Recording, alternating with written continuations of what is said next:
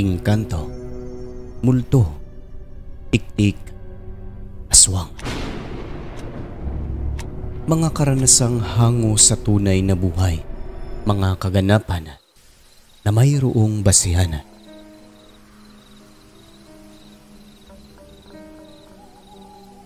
Mapagpalang araw po sa inyong lahat. Sir Alex, ako naman po si Samsam. Sana'y mapaunlakan ninyo ang aking kwento patungkol sa karanasang nakakatakot, partikular sa aswang. Ang mga karanasang ibabahagi ko ngayon ay naganap panahon ng aking lolo. Dati, hindi ako naniniwala sa mga aswang, engkanto o kung ano pa mang lamang lupa na hindi nakikita ng ordinaryong mata. Lumaki din kasi sa isang lugar na kung saan dikit-dikit ang bahay at maraming tao. Sa tuwing dadalaw kami sa aking lolo at lola sa probinsya, imbis na matakot tulad ng iba kong pinsan, natatawa ako kapag nagkukwento na siya tungkol sa mga aswang. Kaya isang beses, pinitik niya ang aking tenga dahil sabi nito, hindi raw sila nagbibiro. Ang mga aswang daw ay totoo at katunayan, aswang ang dahilan ng pagkamatay ng isa nilang kapitbahay at nasaksihan nila mismong mag-ama. Naniwala lang ako tungkol sa mga aswang kasi makikita mo rin talaga sa paraan ng pananalita ni lolo. Seryosong seryoso na, pati si lola detalyado rin ang tungkol sa kwento na yon. At ang nagpakumbinsi talaga sa aming lahat noon ay ang ipinakita ni lolo na marka dala ng pakikipagpambuno.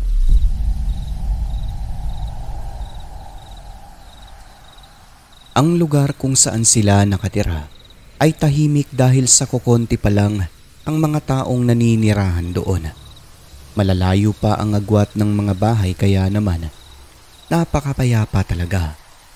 Huni ng mga ibon lang maririnig mo roon at mga tinig ng iba't ibang insekto. Binata pa si lolo nang mangyari ito, edad 24. Sa lugar na yon, meron silang kapitbahay na matandang dalaga at masungit. Nadadaanan nila ang bahay nito tuwing pupunta at pag-uwi galing sa taniman nila ng mga kardabang saging. Kaya masungit ang matanda na ito na itago na lang natin sa pangalang Nanay Mauring ay dahil sabi ni lolo, makita ka lang noon na magpahinga sa tapat ng bahay niya ay sisitahin ka. Magagalit daw ito kasi ayaw niyang may mga tumatambay sa tapat ng kanyang bahay. Isa sa dahilan kung bakit nagkaganon ang ugali, ayon sa kwento, naging matandang dalaga umano yun dahil niloko ng kasintahan. Simula nun ay hindi na nagnobyo at hindi na rin nakapag-asawa hanggang sa tumanda na lang. Yung mga kapatid naman nito ay puro may mga apo na at tagaroon lang din sa lugar pero sa bahaging babayon kung saan matao. Bale nag-iisa lang talagang naninirahan si Nanay Mauring sa kanyang bahay. Sa tuwing nadaan sina lolo sa tapat nito, lalo na sa hapon, nakikita nila ang matanda na nakadungaw lang sa bintana. Ititigan ka raw noon hanggang makalagpas sa bahay nito. Pero kapag madilim na, wala na sa bintana. Sarado na ang bahay nito at ang makikita mo na lang ay ang liwanag ng lampara sa mga siwang ng dingding. Samantala, maagang natutulog ang mga tao sa lugar nila lolo sapagkat ng mga panahon na yon ayon sa kanya, usong-uso ang pananalasa ng aswang.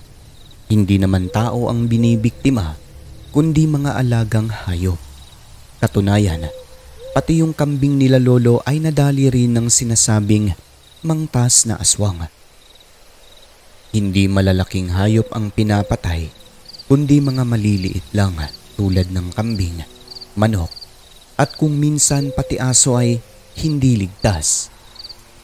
Kaya ang mga tao noon sa lugar nila ay alerto daw talaga. Ang kanilang mga alagang hayop hindi na hinahayaan na nasa labas lang natutulog. Ginawa ng kulungan upang hindi madaling makuha ng mga aswang.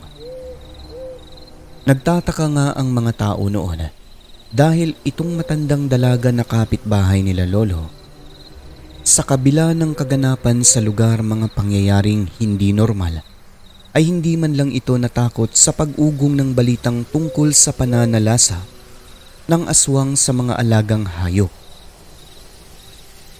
Hanggang ang iba noon, nagkaroon ng haka-haka na baka ito mismo ang aswang kasi nga mas piniling mamuhay na mag-isa sa bukid. Masungit tapos parang ilag pa sa mga tao. Kaya simula noon, binabantayan nila ang kilos nito upang malaman kung aswang ba talaga. Meron mga kalalakihan na may kaalaman kung papaano malaman na aswang ang isang tao. Ang ginawa ng mga ito, naglibing daw ng itlog na bulok sa bakuran ng matanda at kung ano-ano pang nilagay sa bahay nito upang malaman kung aswang ba talaga siya. Ngunit wala rin silang napala noon sapagkat hindi man lang napansin ng matanda na merong mga nilibing doon na pangtaboy di umano ng mga aswang sa mismong bahay nito. Ibig sabihin, hindi talaga aswang si Nanay Mauring. Nang dahil doon ay hindi nila natukoy kung sino talaga ang aswang na nananalasa sa mga hayop sa lugar. Maaaring tagaroon lang daw, maaaring dayo lang din. Sa paglipas ng panahon, dahil siguro sa bantay sarado na ang mga alagang hayop ng mga residente, hindi na nakapanalasa ang aswang. Kaya akala nila hindi na mauulit ang ganoong kaganapan. Ngunit napakalaking pagkakamali dahil mas matindi pa ang sumunod na nangyari. Hindi hayop ang biniktima kundi tao na talaga at si lolo mismo at tatay nito ang nakasaksi.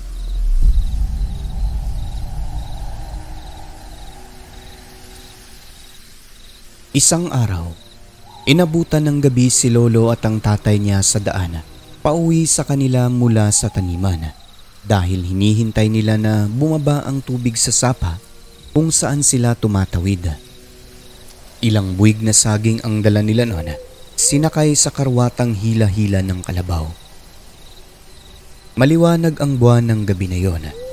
Sa uma pa lang, ayon sa kwento ni lolo, nakakarinig daw sila ng huni ng aswang. Malakas ito na ibig sabihin ay malayo na nagmumula umano sa bundok papunta sa baba kung saan naman may mga residenteng naninirahan. Sabi ng tatay ni lolo, "Naku, delikado na naman ang mga alagang hayop ng mga tao nito. Mukhang aswang ang dumaan." "Oo nga papay. Tara, uwi na tayo at madilim na." Nagmamadali na ang mag-ama upang i-alerto ang ibang kapitbahay nila na isecure ang mga alagang hayop dahil babalik yata ang aswang. Ngunit natagalan sila noon kasi nga tumaas ang tubig sa sapa. Noong nakatawid na sila, pagdating sa bahagi kung saan patungo na sa bahay ng matandang si Nanay Mauring, malayo pa lang ay may naririnig na silang parang nagkakagulo sa loob ng bahay nito. Yun bang ingay ng mga pinggan na parang binabato sa loob at iba pang mga kagamitan. Maya-maya ay naririnig naman nila ang isa pang parang sigaw, ngunit hindi nila masiguro kung tao ba o hindi kasi parang nasa ilalim daw ng lupa.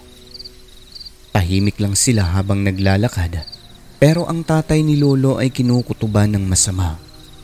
Sabi pa nito, parang yung matanda raw talaga ang sumisigaw. Nang mga sandaling yon ay nagmamadali na talaga sila. Alerto na kasi ramdam nilang hindi na normal ang ingay na kanilang naririnig. Noong malapit na sila sa bahay ng matanda, bigla na lang huminto ang kalabaw. Sa puntong yon ay agad na nagsenyas ang tatay ni lolo na huwag maingay. Hinila nito ang kalabaw kaso ayaw na talagang umusad. Palatandaan na may naaamoy o may nakitang aswang sa malapit. Sabi ng tatay ni lolo, "Anak, halika nga.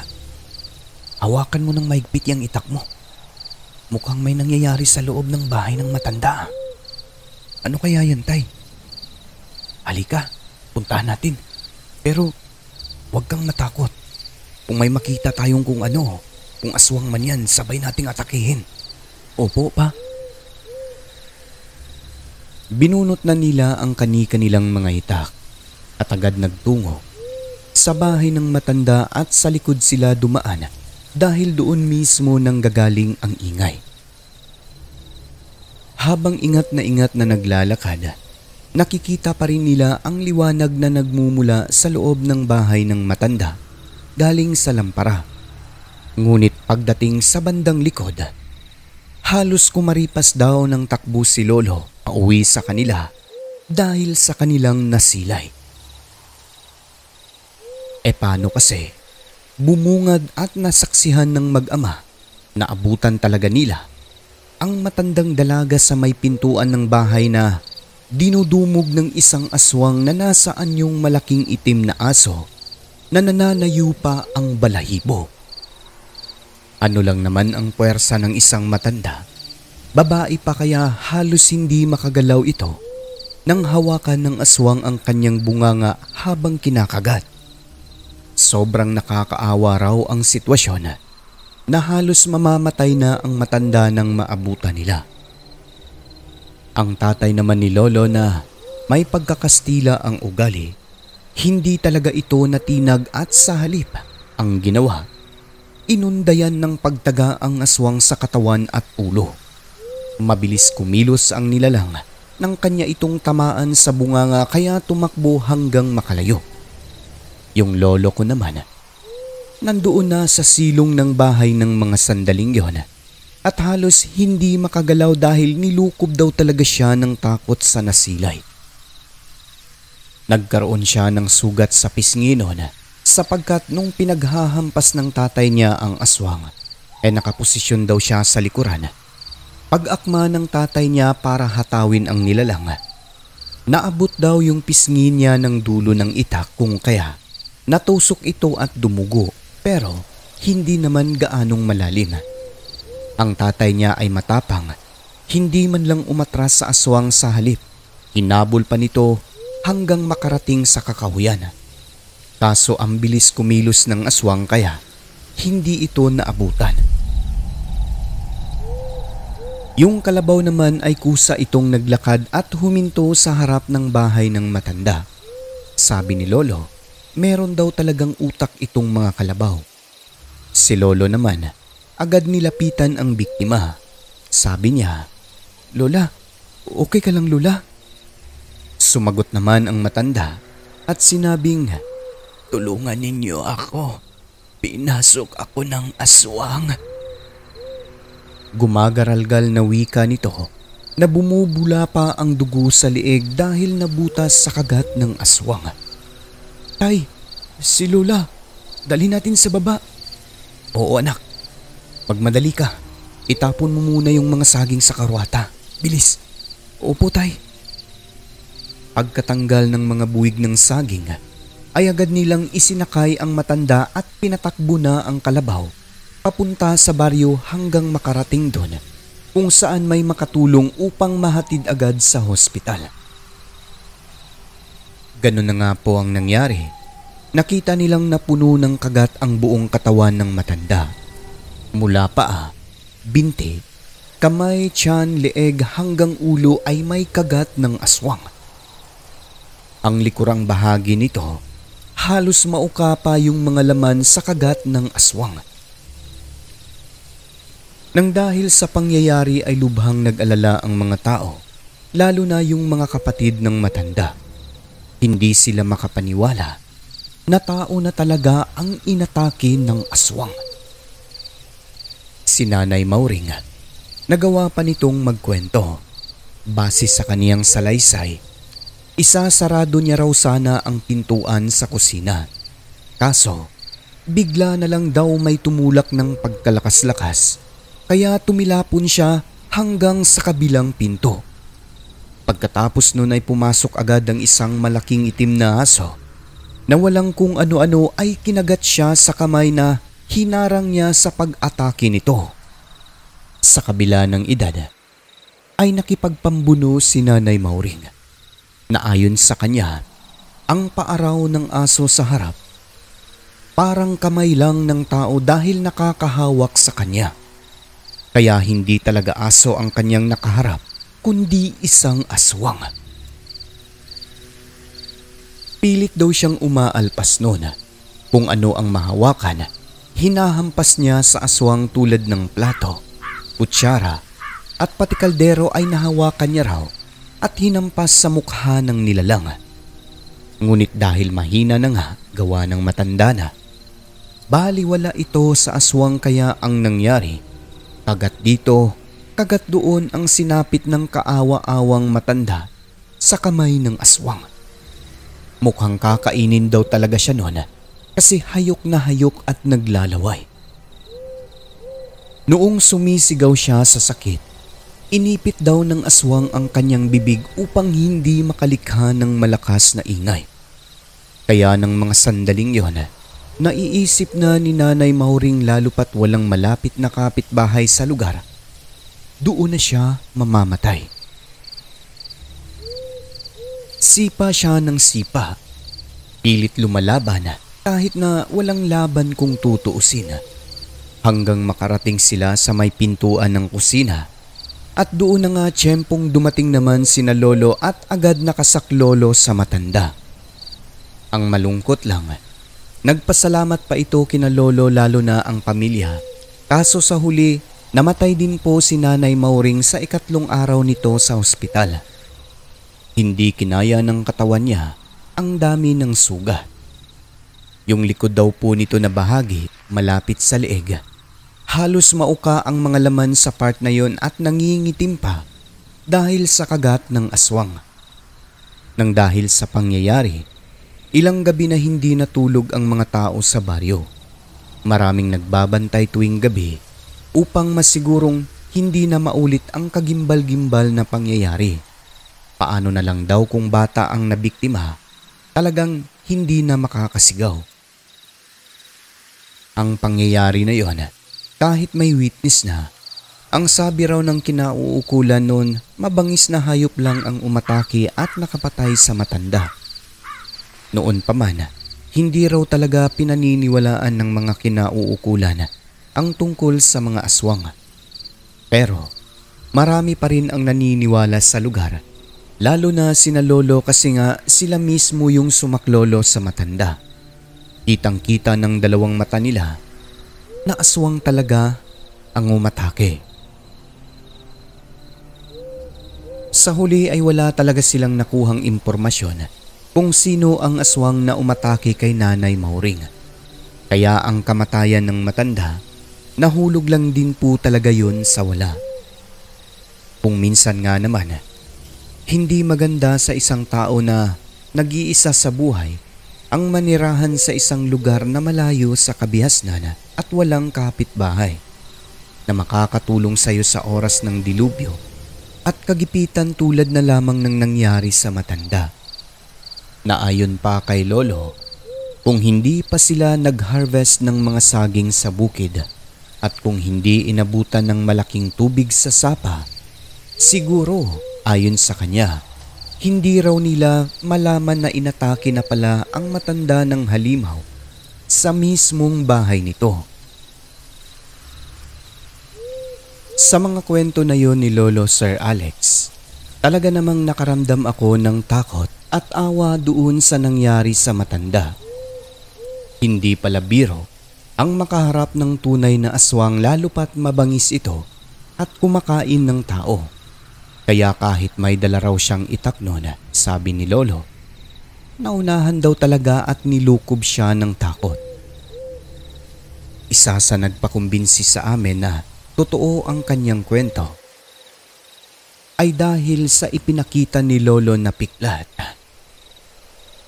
sa kanyang pisngi.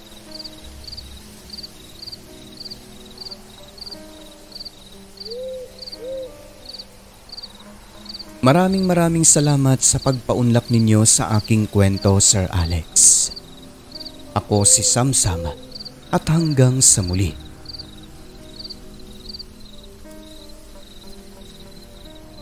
Ang mundong ating ginagalawan, nababalot ng kahiwagaan na tanging ang Diyos lamang ang siyang may kasagutan. Ako po si Alex at ito ang Southern Mindanao Creepy Experience.